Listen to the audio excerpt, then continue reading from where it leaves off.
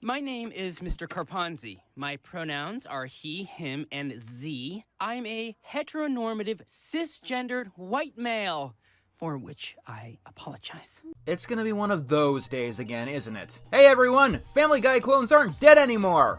Isn't that great? Alright, so what are we doing today? Really? This is a show called Mr. Birchum. It's supposed to be an adult animated sitcom by... Well, this suddenly got a little bit more interesting. For those of you who have been living under a rock, the Daily Wire is a conservative news thing, I guess? It's like a website or a company or whatever for people who think that Fox News is secretly controlled opposition for the left. Founded by Ben Shapiro, a man who is famous for talking 3 times as fast as a regular human being, because that's the easiest illusion you can pull to make people believe that you're smart. I don't know why I'm talking about this. Like, if you're on the internet, you at least know Ben Shapiro's name. You know who this guy is, you know what he does. And what you might not know is that a couple of years back, the Daily Wire launched its streaming service, the Daily Wire Plus, because it's the 2020s. Everyone has a streaming service. My dog has a streaming service, and he's been dead for 11 years. The fuck is a Tubi? Ah, yes, Curiosity Stream. Fitting title, as it piques my curiosity. Who the fuck wants to pay a monthly fee for the Discovery Channel? And only the Discovery Channel. So why pick this specific streaming service instead of the bajillion other ones? Fight the left, build the future. Ah yes, for $10 a month you can access a Tumblr page. That's not how you spell the website. Or is this referring to something else? Why would you call it a Tumblr? Yes, Tumblr as a website is very much dead, but the word still has a taken meaning. So, the Daily Wire Plus does have its own unique programming exclusive to its streaming service. A couple of months ago, they even released their first animated series, Chilla, and it lit the internet on fire. Somehow. I'm gonna be honest with you guys, I'm usually baffled by the things that the internet chooses to talk about, even within the animation community, especially in the animation community, but I have no idea why anyone, anywhere, gave a fuck about Chilla. Like, at all. I tried to write a script on the show myself, and my script ended up being 2 sentences long. Chilla is a Bluey ripoff on the Daily Wire streaming platform. It is the most boring thing that ever boring. I watched every episode, and I swear to God, I literally flatlined. I had to watch Disney's Dinosaur to feel something afterwards. Disney's fucking Dinosaur! I don't know how anyone anywhere could make one video on Chilla, let alone the billions that were made. It was a children's show in exactly the wrong way to make a children's show. Not even trying to be entertaining, just doing the bare minimum of having a narrative with a lesson that might or might not have to do with anything. Why does not Bluey have to pick up his toys? Because barbarians took over the Roman Empire because it got too big. I'm not even kidding. That's the lesson. That's the story. For the past week, though, I've been hearing rumblings about a second Daily Wire cartoon. This one was going to be the one to break the internet. This one was going to be the edgelord show that would melt all of those SJW liberal snowflakes. And a demented part of my brain actually kind of hoped that this one wouldn't be as boring as mud either. So I should be upfront and say, that demented part of my brain was not pleased. So the show is about a woodshop teacher named Mr. Birchum, because they already used the name Mr. Tree for their preschool show. There's also a DEI officer that's kinda there, really. I'd say he doesn't do anything, but no one in the show does anything. Do I have consent to shake your hand? No. So, Mr. Birchum is like the laziest thing ever. And right from the get-go, you know that you're in for no one giving a shit about anything. What's the very first gag of the entire series? Love our new parking spots. This year, the school finally shows us they actually appreciate what we do. It's about time. If you're confused on what just happened, don't feel bad, I was confused here too. You see, the joke of this is that a close parking space means that the school actually cares about Mr. Woodman. But being in a close parking spot was just an imagined spot. And in reality, he's parked in the next county. If you're still having trouble, The Simpsons did a joke like this about 30 years ago. I'm not even really being sarcastic though when I say that this joke confused me. This whole thing is just framed so subtly. There is no hint that it's an imagination spot.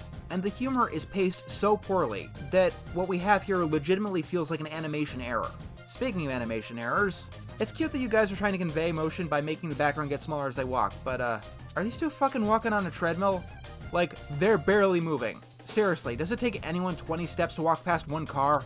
Then again, no one cares about production in this genre, right? Family Guy exists so we can get away with not giving a shit about how we look. I can't get past the feeling that I'm just stating the obvious here. We all know that the Daily Wire didn't care about how this looks.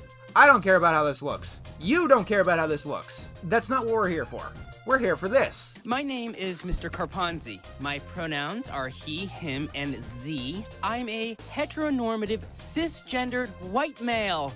Oh no, my monocle just popped. I am aghast. The tasteless people did tasteless thing. Angry rants. Butter! Butter! Butter! Okay, let's talk shock. Because this is fucking pathetic. Once again, I have to ask, does this really elicit any kind of honest reaction from anyone out there? A shoddily made cartoon by the Daily Wire produced by Ben Shapiro, having a walking strawman character like this. Does this really surprise you? And I am presenting as a heteronormative, cisgendered male, except for that gender fluid weekend in college. Does it surprise you that they don't know what the word heteronormative means? Like, I can get all analytical here and I can go on and hardcore explain how a character that is this kind of caricature can't be heteronormative, like, by definition. But we all know that this is just a random buzzword that the writer heard some leftist say on Twitter one time, and it annoyed them. The most fundamental component to shock is surprise. And let's talk the king, Family Guy, back when it was king. I actually started rewatching some of the earlier episodes again, and you know, watching it, I was actually having a good time, enjoying the story and the humor. Then out of nowhere, Brian Griffin, this guy has been portrayed as down-to-earth for most of the series, is talking about how much he liked his girlfriend being anorexic. And then he literally says this. Karen Carpenter overdid it, but I think Jillian's found a good balance.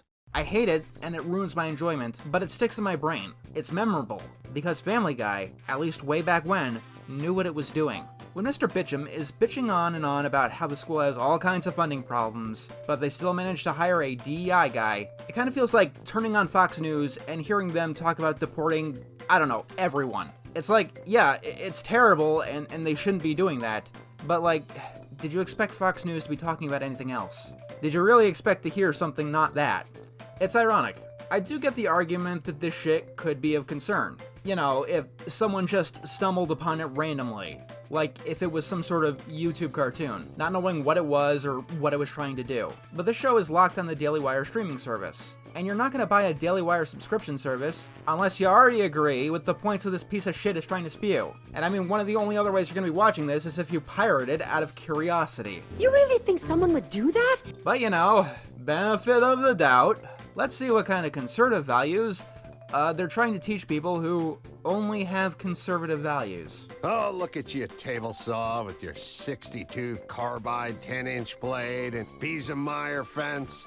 Huh, I'm learning new things already. Because the last time that I checked, I thought a grown man talking to his toys out loud in a public place was a sign of mental illness. But I guess that's just a sign of how far our country has fallen since the Stone Age. And who could forget my trusty lathe? I love your no-nonsense practicality. You know what? Yeah, fuck it, I ship it.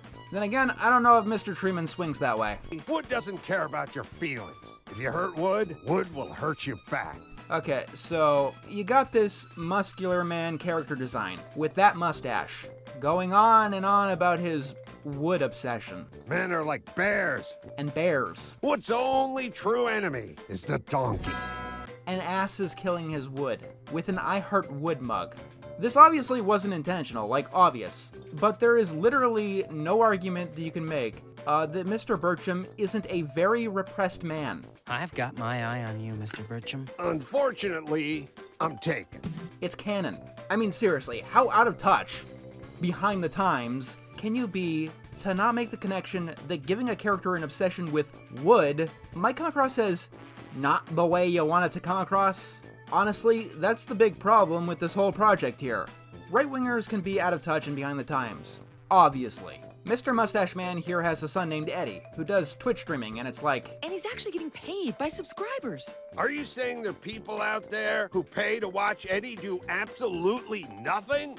People have been paid to play video games on the internet since like 2008. That was 16 years ago. So like, there's two options here. Either you just found out about this now, or you've been bottling up boomer rage for almost 2 decades. And quite honestly, I don't know which one is sadder. He has over 50,000 followers. Followers? What is he, a cult leader?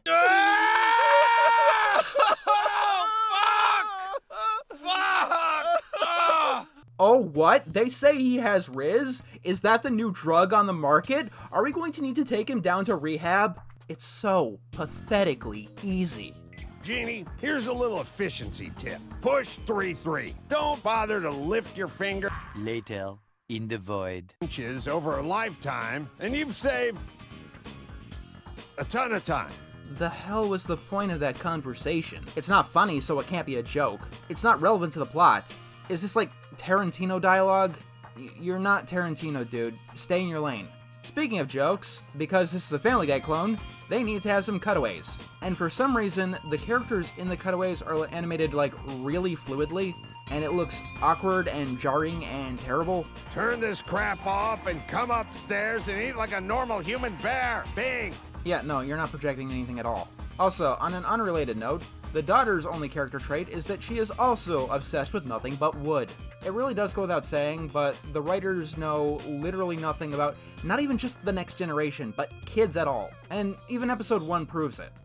This isn't really relevant, but I also have to mention this. In the second episode, it's Veterans Day. And so Mr. Happy here sneaks out of the school to get Veterans Day benefits. And because the people at the Daily Wire apparently don't know what Veterans Day is, they must have forgotten that it's a major holiday in the United States.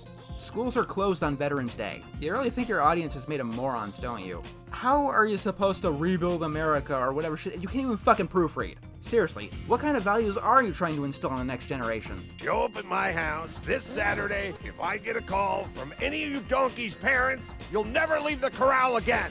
Ah, yes. Come to a teacher's house on a weekend. And remember, it's top secret, so don't tell your parents. You think that the people who go on and on about the left being full of groomers might take a step back to realize how fucking bad this reads? So, our good, strong, moral guy that is supposed to bring back American values ropes in a bunch of failing middle school students to repair his deck furniture. And I mean, to be fair, I guess it's technically not child labor. He has to pay them for that. This gets him into trouble, obviously, because the big, bad liberal establishment doesn't like making kids do unpaid labor to pass class. What the hell even is this? And I'm non-binary. You don't even know what that means. You're an average white guy, but this is how I identify with the district. Fun fact, by having an, I guess, technically non-binary character, it got a bunch of people to drop the show and bitch about it on Twitter. Actually, no, that's not fun. That's too predictable to be fun. Why is there a small girl handcuffed to that mantle? You know what? I'm gonna leave that one to the viewers at home to answer the question. Down below in the comments. Why do you think that there's a small girl handcuffed to the fireplace in this particular show? And remember, there are no wrong answers. But there are no prizes either, so don't expect any. A random guy bites into a wax fruit and then he loses a tooth. And then I lose just all believability in this show. Because I know from personal experience that wax pears are not hard enough for you to lose a tooth in. Don't ask how I know that from personal experience. You know exactly how I know that from personal experience. So, the episode ends with, like, a disciplinary hearing, and I really don't care. The straw man comes in cosplaying as Obi-Wan. Oh boy, a woke nerd. Okay, Mr. Birchum, that is the final fucking straw. It's geeks that are into Star Wars, not nerds. Nerds are into Dungeons & Dragons. Get fucking educationed! Anyway, they ream Mr. Birchbeer for the climax. But afterwards, he takes a stand. My donkey workday teaches kids how to survive in the real world using actual vocational skills. Got it, everyone? Conservatives want to make your kids do unpaid labor in their teacher's backyard, off of school hours without telling you. And we know this because this is straight from the horse's, the bear's mouth. The rest of us have to follow the rules? Great question. Because what are the rules, really? Does school teacher really ask, what are the rules, really? Dude, you know the rules. And so do I. This teacher thing is supposed to be a full-time commitment, but it seems like the students could get that from literally any other guy. You asked Brad Higginstaller to carve you a doorstop that looked like Lady Gaga. Poker Face, best song ever. Yeah, now I know that this is just fucking rage bait. Just Dance is superior to Poker Face in every regard, and I will tolerate no opinion to the contrary. I seem to remember something about you, my students, in a spice rack. Oh yeah, I'll never forget that one. They don't tell you this, but goddamn Paprika, it puts you on a real trip, man. I think we're gonna go snort some now, actually. Because it is more of a pleasant experience than whatever the fuck this was. See you later, Mr. Beer Belly. Until we meet again, I fucking hate you, and I fucking hate everything. Good day, sir. You win nothing.